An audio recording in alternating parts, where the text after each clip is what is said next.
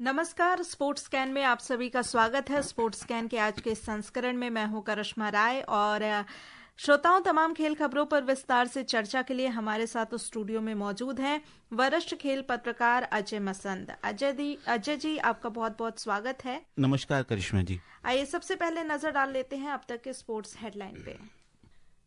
बधिर ओलंपिक निशानेबाजी प्रतियोगिता में भारत के अभिनव देशवाल और प्रांजलि प्रशांत धूमल ने डबल्स टीम स्पर्धा में स्वर्ण पदक जीता। ऑस्ट्रेलियाई ओपन सुपर 500 बैडमिंटन टूर्नामेंट में लक्ष्य सेन और एचएस प्रणॉय सहित 5 खिलाड़ियों ने पुरुष सिंगल्स के दूसरे दौर में जगह बनाई। राष्ट्रीय पैरा तैराकी चैंपियनशिप 2025 में हिमांशु नांदल ने 3 स्वर्ण पदक जीतकर सर्वश्रेष्ठ तैराक का पुरस्कार अपने नाम किया और विश्व मुक्केबाजी कप में जैस्मीन लंबोरिया ने कजाकिस्तान की उलजान सरसेनबेग को हराकर फाइनल में प्रवेश किया।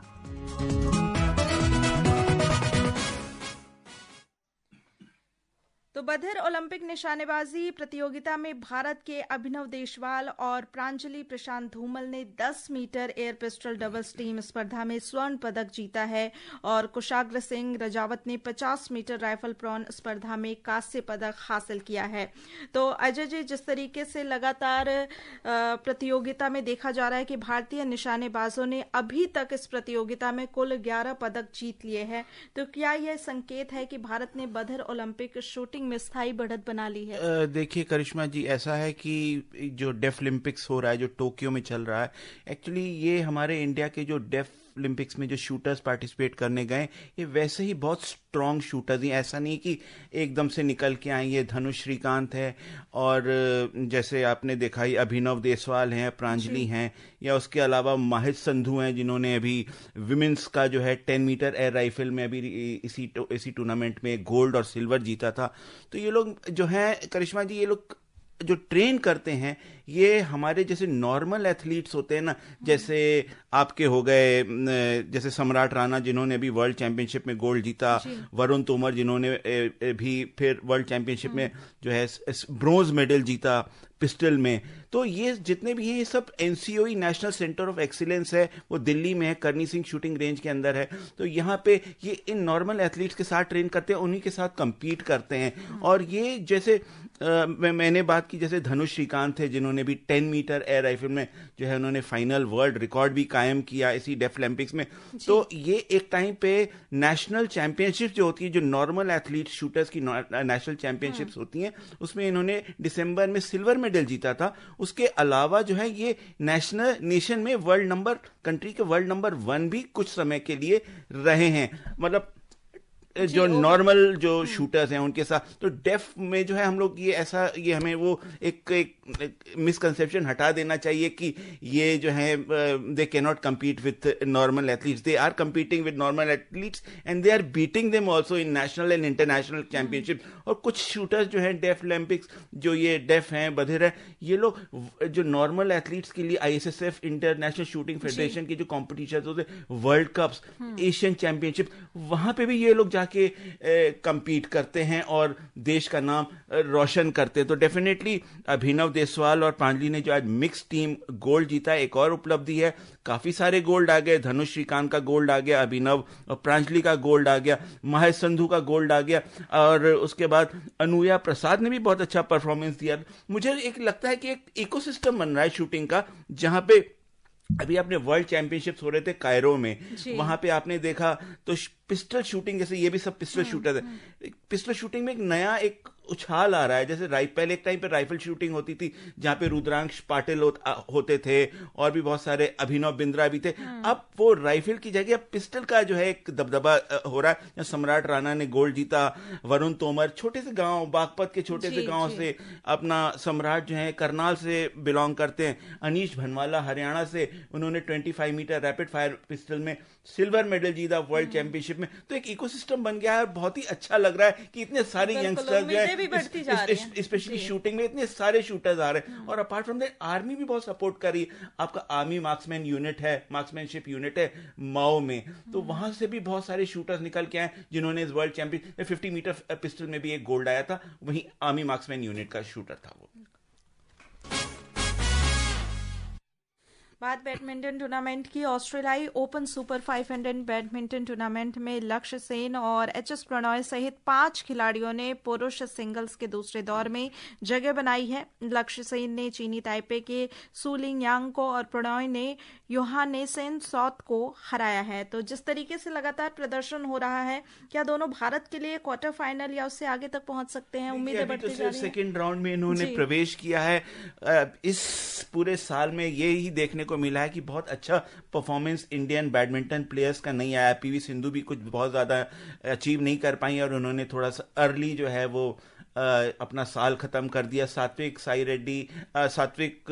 साईराज और चिराग शेट्टी, उन्होंने भी जो है ये लास्ट के जो है 2-1 टूर्नामेंट को छोड़ रहे हैं, और उन्होंने काफी अच्छा प्रदर्शन किया डबल्स में, मेंस डबल्स में। लेकिन जहां रहती है बात लक्ष्य सेन की, जो 2021 के वर्ल्ड चैंपियनशिप के ब्रोंज मेडलिस्ट हैं, और एचएस प्रणॉय हैं जो 2023 में वर्ल्ड चैंपियनशिप में ब्रोंज मेडल जीते थे, उनका परफॉर्मेंस इतना अच्छा पूरा साल नहीं गया है। चाहे वो मैं थोड़ा बहुत अच्छा परफॉर्मेंस जहां डिसेंट देखने को मिला था वो तो हांगकांग ओपन और चाइना मास्टर्स, उसके बाद कोई बहुत अच्छा परफॉर्मेंस नहीं, और फाइनल में जगह कोई नहीं बना पा रहे हैं। तो वो एक सोचने वाली बात है कि पूरा साल निकल रहा है, खत्म होने को आया, और कोई एक बहुत बड़ी उपलब्धि नहीं है। आयुष शेट्टी ने ऑफकोर्स एक यूएस ओपन में जो सुपर 300 टूर्नामेंट था, उसमें अर्लियर दिस ईयर उन्होंने एक जो है फाइनल जरूर जीता था, लेकिन उसके अलावा बैडमिंटन में जो है स्पेशली कोई और बड़ी उपलब्धि नहीं दिख रही है। लेकिन डेफिनेटली ऑस्ट्रेलिया ओपन ये सुपर 500 टूर्नामेंट है, 5 बैडमिंटन शटलर्स हमारे नेक्स्ट राउंड में पहुंचे हैं, तो उम्मीद कर सकते हैं 5 अगर नेक्स्ट राउंड में पहुंचे तो 3-4 अगले राउंड में पहुंचेंगे। और डेफिनेटली हम तो यही आशा करेंगे कि कोई सेमीफाइनल में पहुंचे और फाइनल में पहुंच के जो है टॉप पोजीशन पे फिनिश करे, और एक साल का जो एंड है वो अच्छा हो। राष्ट्रीय पैरा तैराकी चैंपियनशिप 2025 में हिमांशु नांदल ने 3 स्वर्ण पदक जीतकर सर्वश्रेष्ठ तैराक का पुरस्कार अपने नाम किया है। हैदराबाद में आयोजित इस प्रतियोगिता में नांदल S11 श्रेणी में 3 स्वर्ण पदक जीतकर सर्वश्रेष्ठ तैराक बनकर उभरे हैं। और अजय जी, जिस तरीके से इस स्पर्धाओं की बात करें तो उन्होंने 3 चुनौतीपूर्ण स्पर्धाएं की हैं, जिसमें 50 मीटर फ्री स्टाइल में और 100 मीटर बैक स्ट्रोक में उन्होंने 2 स्वर्ण पदक जीते हैं, और इसी के साथ हैट्रिक किया है। तो कैसे देखते हैं इसे? देखिए, ऐसा है कि अगर आप चाहे वो स्विमिंग को लीजिए, पैरा पे जितना फोकस आ रहा है हमारी सरकार का, हमारी स्पोर्ट्स मिनिस्ट्री जिस हिसाब से जो है पूरा फोकस डाल रही है, जिस हिसाब से उन पे फंडिंग उनको दे रही है, चाहे वो अभी आपने देखा वर्ल्ड पैरा एथलेटिक्स हुआ था, दिल्ली में हुआ था, अब ये यहाँ पे स्विमिंग में पैरा इवेंट हो रहा है, और अभी अब एक मेरे ख्याल से एक इवेंट अभी जापान में हुआ था, जापान पैरा बैडमिंटन हुआ था, जहां पे इतने सारे मेडल्स लेके आए थे, गोल्ड आए थे, 8-9 गोल्ड मेडल्स आए थे इंडिया के। तो डेफिनेटली अपार्ट फ्रॉम जैसे नॉर्मल एथलीट्स, जो एबल बॉडीड एथलीट्स हैं, उनको तो जो हमारा फोकस है ही है, उसके साथ जो है हमारी गवर्नमेंट पैरा में भी और स्पेशल ओलंपिक्स में भी जो स्पेशल एथलीट्स हैं उनके ऊपर भी बहुत फोकस है। अब डेफ ओलंपिक्स में देखिए कितना अच्छा प्रदर्शन हो। तो एक मैंने वही जैसे बताया करिश्मा जी, एक इकोसिस्टम बना रही, स्पोर्टिंग इकोसिस्टम बना रहा है। जैसे आप संडे ऑन साइकिल एक हमारे जो है स्पोर्ट्स मिनिस्टर करते हैं, तो एक इकोसिस्टम बनाने वाली बात है, और ये उसी का नतीजा है जो इतने सारे जो इवेंट्स हैं। हम इंडिविजुअल को जो है नहीं पिक एंड चूज करके कह सकते इसने इतना अच्छा किया। आज की तारीख में ज्यादातर पैरा एथलीट जो मैदान पे उतर रहे हैं सभी अच्छा परफॉर्म कर रहे हैं। जाहिर सी बात है। बात अगर विश्व मुक्केबाजी की करें तो ग्रेटर नोएडा में विश्व मुक्केबाजी कप के दूसरे दिन के सेमीफाइनल में जैस्मीन लंबोरिया ने शानदार प्रदर्शन करते हुए कजाकिस्तान की उल्जान सरसेनबेक को 5-0 से हराकर फाइनल में प्रवेश कर लिया है।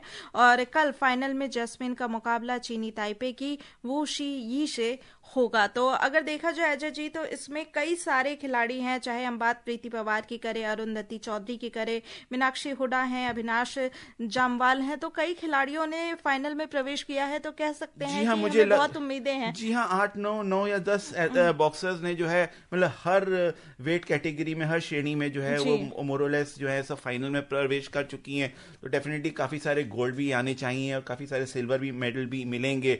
लेकिन हाँ, कहने वाली बात यह कि जैस्मीन लंबोरिया का जो इस साल का परफॉर्मेंस है बहुत ही अच्छा जा रहा है। जैसे अभी आपने देखा होगा कि लिवरपूल में जो है वर्ल्ड चैंपियनशिप हुई थी बॉक्सिंग में, वहां से वो गोल्ड मेडल लेके आई थी। उसके बाद वर्ल्ड बॉक्सिंग कप भी हुआ था आपका अस्ताना में, वहां भी गोल्ड जीता था।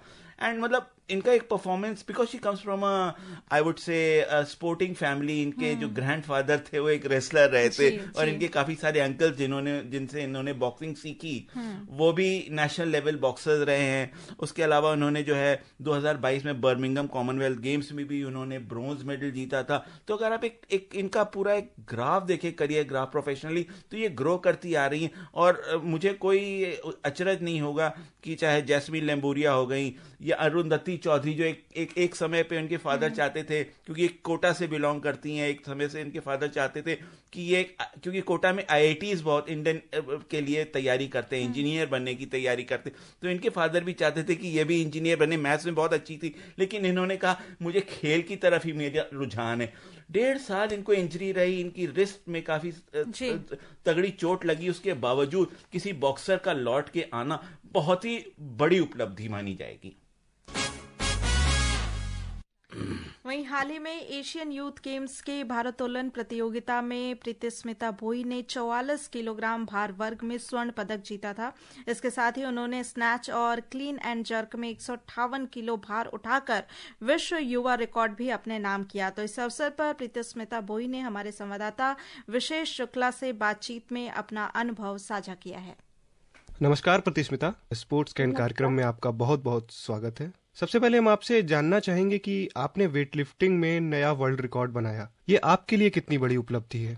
मेरे लिए तो ये बहुत खुशी की बात है कि मैंने पहले भी वर्ल्ड रिकॉर्ड किया था और अभी रिसेंटली मैं और एक वर्ल्ड रिकॉर्ड की हूँ, और मैं आगे चाहूंगी कि और भी करूँ। और मैं एशियन यूथ गेम्स में क्लीन जर्क में 92 किलोमीटर किया। जैसा कि आपने बताया कि आपने अपना ही वर्ल्ड रिकॉर्ड एक बार फिर से तोड़ा है, तो जब आपने पहली बार वर्ल्ड रिकॉर्ड बनाया और जब उसको ब्रेक किया, तो दोनों के बीच का जो सफर रहा वो कैसा रहा? दोनों के बीच में जो सफर था वो मतलब अपना ही रिकॉर्ड तोड़ने के लिए थोड़ा मेहनत तो करना पड़ता है, खुद को पुश करना पड़ता है खुद ही का रिकॉर्ड तोड़ने के लिए। और सर लोग ने भी मेरा बहुत हेल्प किया है, तो इससे मतलब मुझे हेल्प मिला और मैंने खुद का रिकॉर्ड तोड़ा।